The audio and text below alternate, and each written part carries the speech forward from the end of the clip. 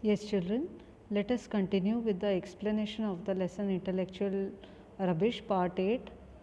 Let us move on to the next paragraph. I admire especially certain prophetess. Now, before we see who is a prophetess, let us see what is the meaning of prophet. Prophet is in the Christian, Jewish, and Muslim religions a person who is sent by God to teach the people and give them messages from God is said to be a prophet, and prophetess is a female prophet. Who now this female prophet, that is prophetess, she lived beside a lake in northern New York state about the year 1820. She announced to her numerous followers, there were so many people who used to follow her, that she possessed means she acquired or had the ability, the power of walking on water, and that she proposed to do so at 11 o'clock on a certain morning. At the stated time, the faithful people, those who believed her, assembled in their thousands beside the lake. Now these people, they wanted to see, can she really walk on it? And those who believed and those who really wanted to see what is going to happen over there, they assembled. She spoke to them saying, are you all entirely persuaded, convinced, or are you sure that I can walk on water? She questioned this to all of them. With one voice, all of them they replied. What did they reply? We are. That they were persuaded, they got convinced, and they were sure that she can walk on water. In that case, she announced, there is no need for me to do so. Now this lady, she just threw this question because they believed.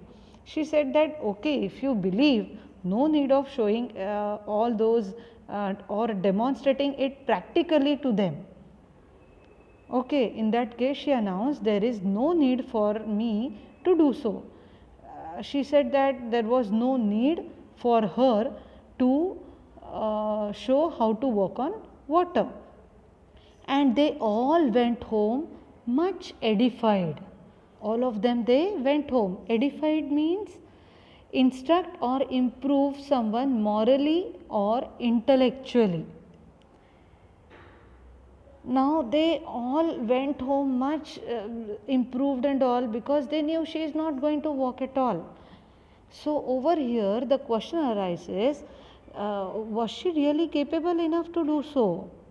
Perhaps the world would lose some of its interest and variety if such beliefs were wholly replaced by cold science. There should be certain science behind it, scientific reason behind it. Okay, a wise man will enjoy the goods of which there is a plentiful supply, and of intellectual rubbish.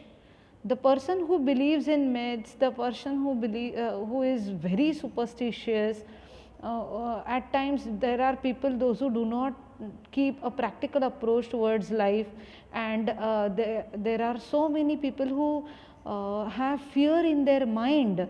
What they do, that they will find an abundant diet, or abundant diet of what?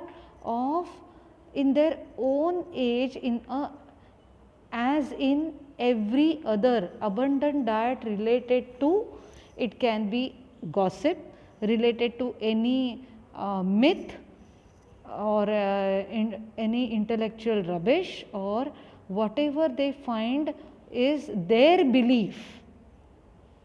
So when you believe in something, there should be a good practical approach, scientific approach towards believing certain things.